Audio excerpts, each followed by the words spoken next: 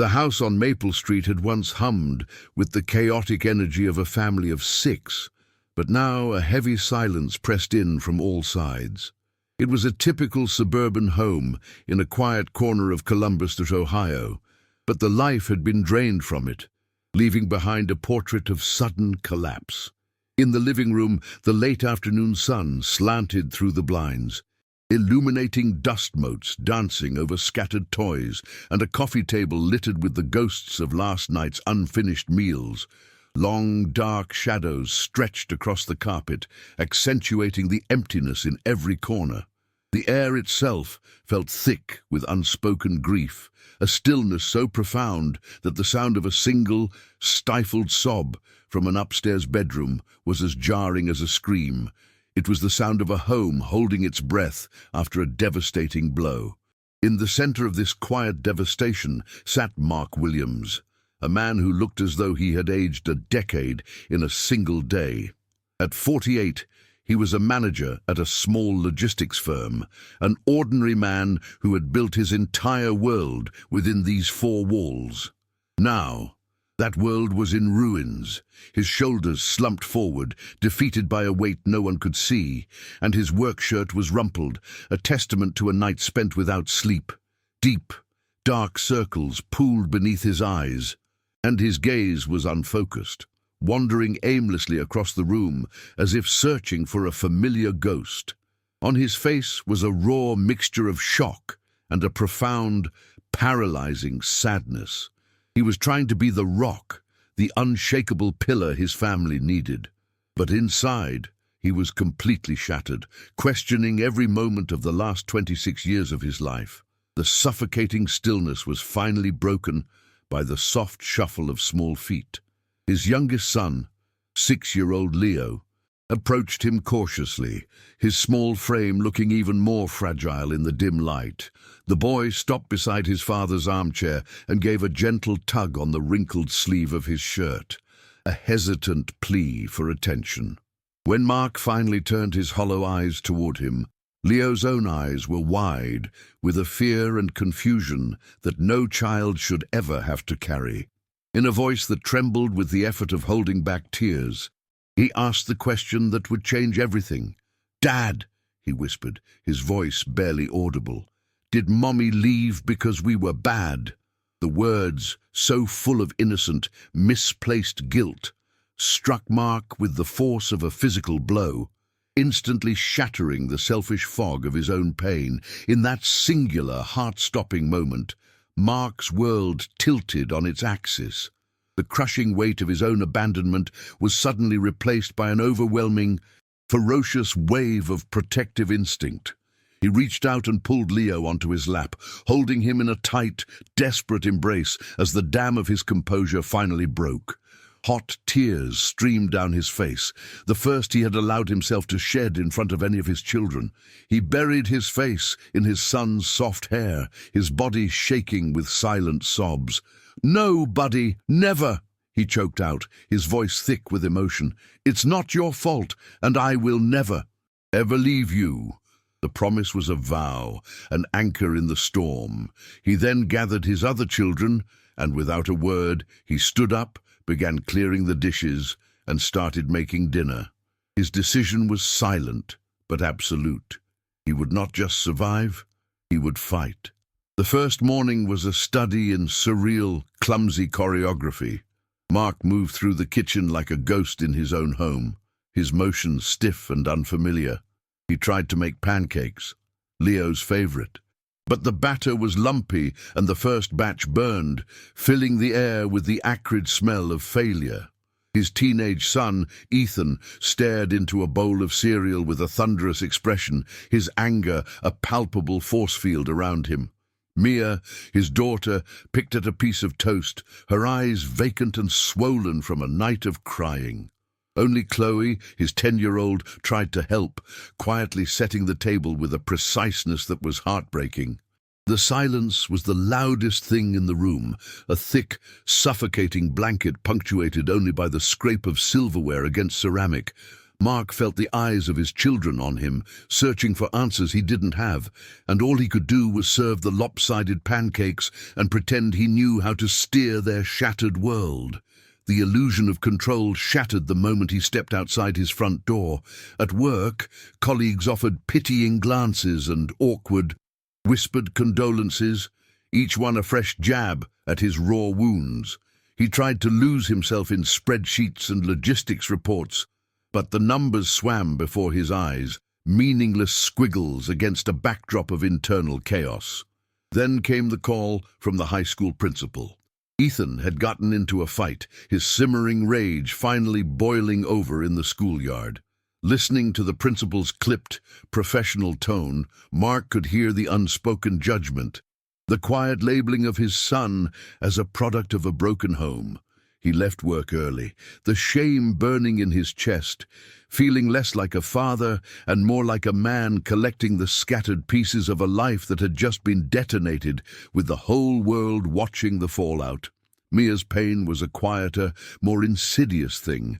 She had walled herself off, retreating to the solitude of her bedroom, which had become a fortress of sorrow.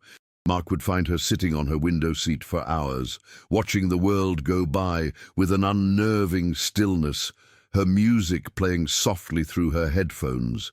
He would try to talk to her, asking about her day, about her friends, but her answers were clipped, monosyllabic shields designed to keep him out. He saw the profound sadness in her eyes, a reflection of his own, but he felt utterly helpless, standing on the other side of a chasm he didn't know how to cross. Her silence was an accusation, a constant reminder of the maternal warmth that had vanished, leaving a cold, empty space in their home that he, with his clumsy efforts and deep-seated grief, could not seem to fill. The months that followed blurred into a grueling marathon of survival. Mark's life became a relentless cycle of packed lunches, forgotten permission slips, and late-night laundry loads. He learned to braid hair, using online video tutorials, while Chloe sat patiently, and he became an expert at navigating the grocery store with Leo in tow. He attended parent-teacher conferences, his work suit feeling ill-fitting and out of place among the smiling mothers. But the exhaustion was a cumulative weight, pressing down on him day and night. The evenings were the hardest.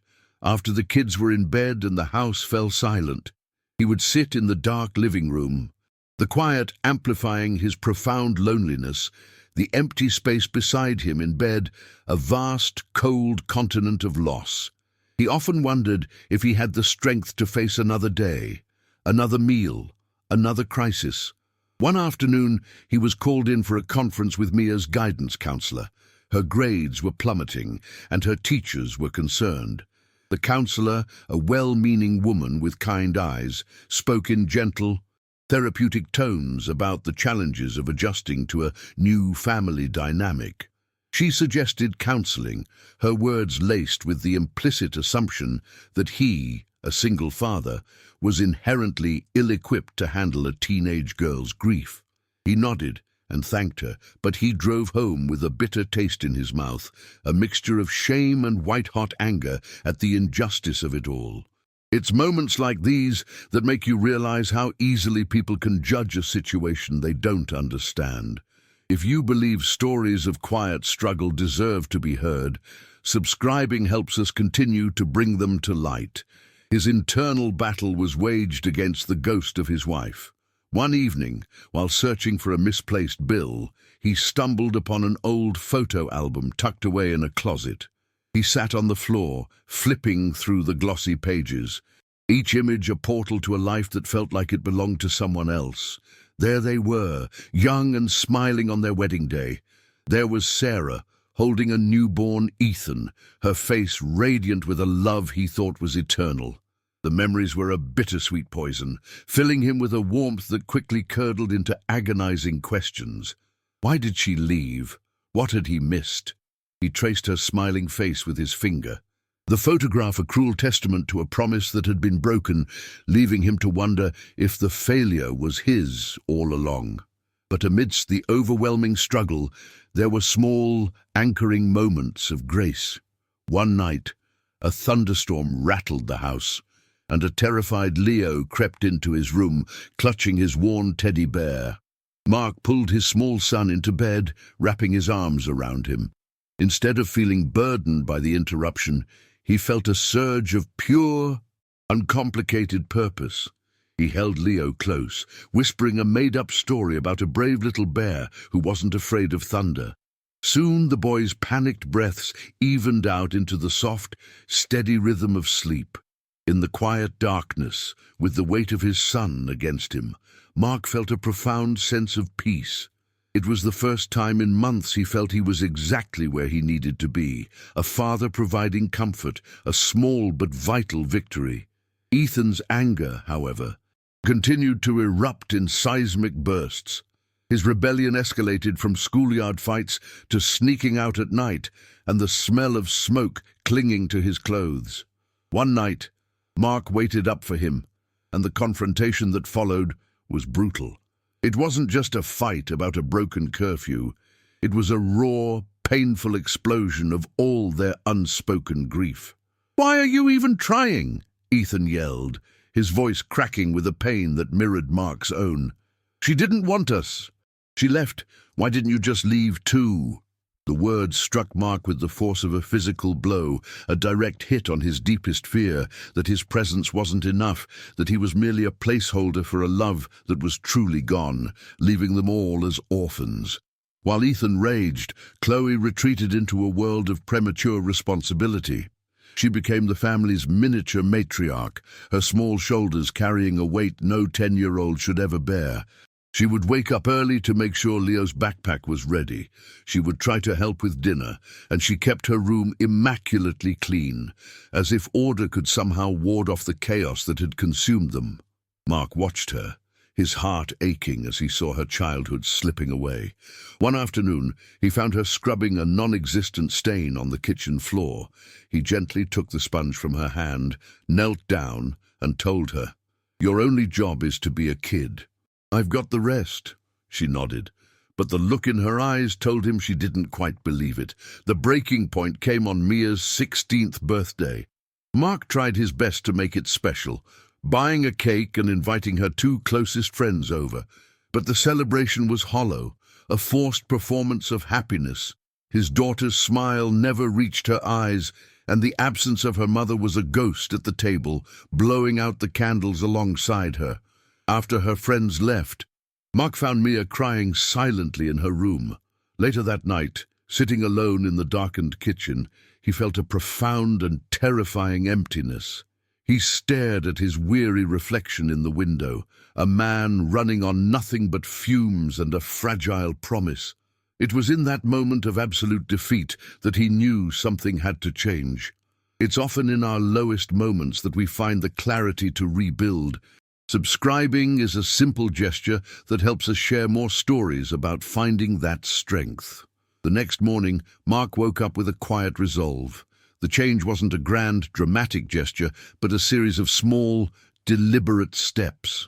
He finally made an appointment with a family therapist, swallowing his pride and admitting he couldn't fix this alone. He started a new tradition, a mandatory Sunday night family meeting where everyone, even Leo, had to share one good thing and one bad thing about their week. The first few meetings were painfully awkward, filled with long silences, but he persisted. He even called his sister and asked if she could watch the kids one Friday night. Not for an emergency, but just so he could go to a movie by himself. It was the first time in over a year he had done something just for him, and it felt like a revolution.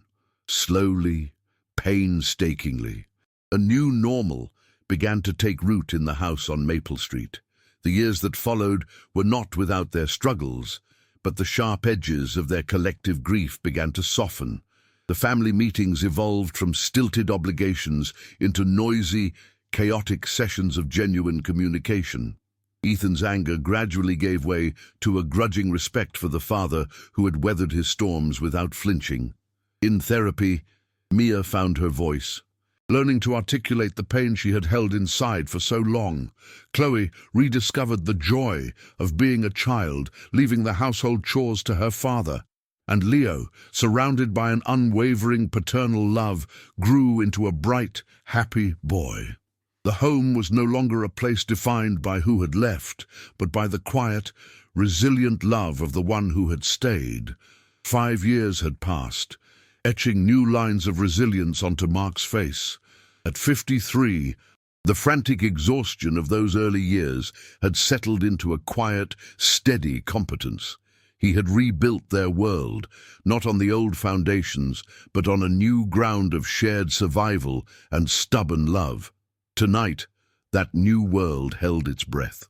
Seated at their dinner table was Clara, a woman whose kindness was as unassuming as it was profound.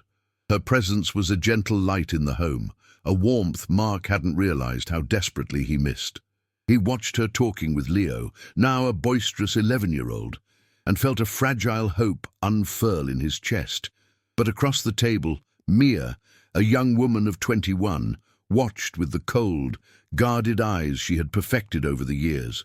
Her silence was a wall, and Mark knew this dinner was a test she had no intention of letting them pass.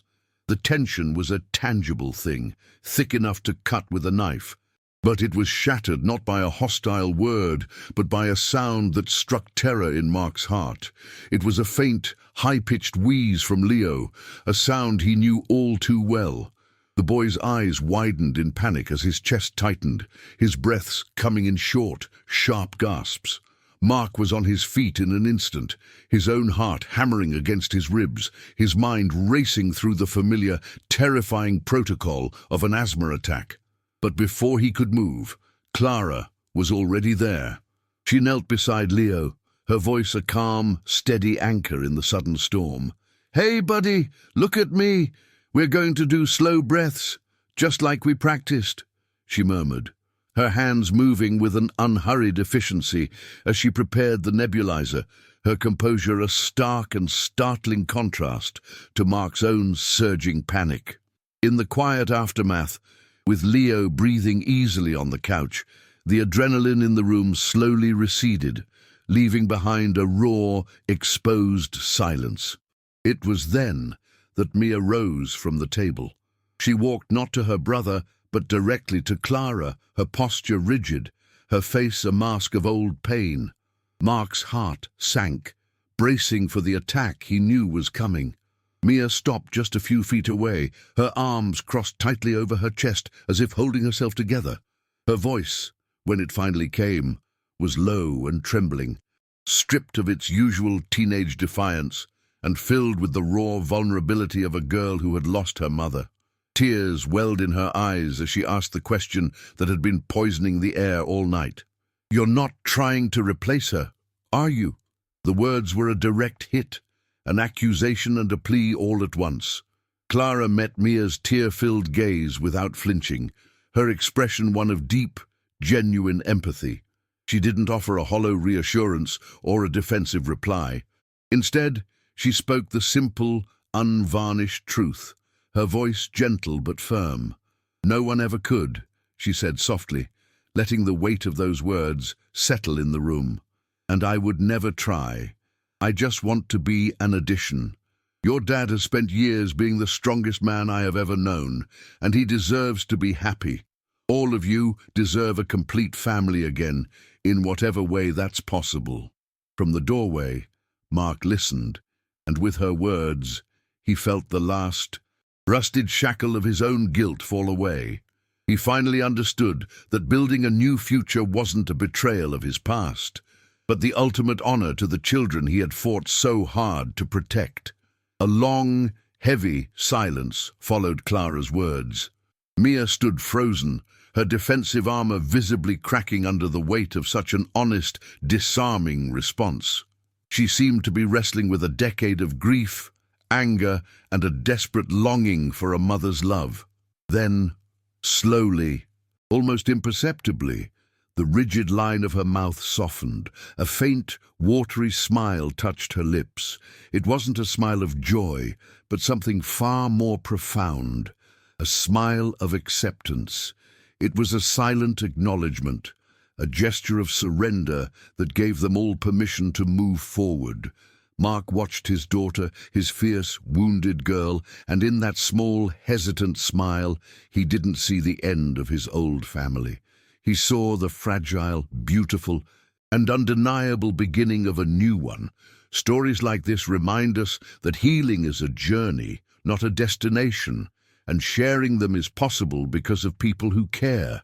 Subscribing helps us to keep telling them. 2 years later, the backyard of the house on Maple Street was no longer a silent witness to grief, but the setting for a quiet celebration. Mark and Clara's wedding was a simple affair, held under the dappled shade of the old oak tree, where the children had once played. There were no grand pronouncements or lavish decorations, only the soft murmur of close friends and the gentle melody of a string quartet. The 4 children stood with them at the makeshift altar. Ethan, now a confident young man, served as his father's best man, his arm resting protectively on Leo's shoulder. Mia, her eyes clear and bright, held a small bouquet, her smile genuine and warm. Chloe, ever the organizer, made sure everyone had a glass of lemonade. They were not spectators at their father's new beginning. They were the co-authors of it, their presence a testament to the family they had rebuilt together, brick by painful brick. As Mark stood there, holding Clara's hand, he looked out at the faces of his children and felt a wave of profound peace wash over him. He was no longer the shattered man who had once sat paralyzed in the dim light of his living room, lost in a fog of failure and despair. The ghost of his past no longer haunted him. He was a man forged in the fires of abandonment, a father who had learned to braid hair, calm nightmares, and absorb the rage of a wounded son. He had stayed. In a world that often celebrates grand gestures, his victory was in the quiet, daily act of showing up. He had not just survived. He had taught his children that love is not about who leaves, but about the unwavering strength of the one who remains, steadfast and true, against the storm. 10 years later, that same backyard was alive with the boisterous energy of a college graduation party. Ethan, diploma in hand, was surrounded by his siblings, their laughter echoing through the warm summer air. Mia was a successful graphic designer. Chloe was in her pre-med program, and Leo was a high school soccer star. Mark, now a grandfather, watched from the porch, his arm around Clara. Their home was a hub of constant motion, filled with friends, partners, and the delightful chaos of their first grandchild. He saw the resilience in his children, the kindness in their eyes, and the deep, unbreakable bond they shared. He had not just raised them, he had built a legacy of strength, proving that a family fractured by loss could be remade into something even stronger, its cracks filled with the gold of hard-won love and shared survival. Later that evening, as the party wound down, Mark found himself alone in the living room. On the mantelpiece, next to a recent family portrait, sat a small, framed photo from long ago. He picked it up, looking at the smiling face of the woman who had left. There was no anger, no lingering pain, only a quiet, serene acceptance of a chapter that had long since closed. He heard the soft patter of his granddaughter's feet and turned to see her running toward him.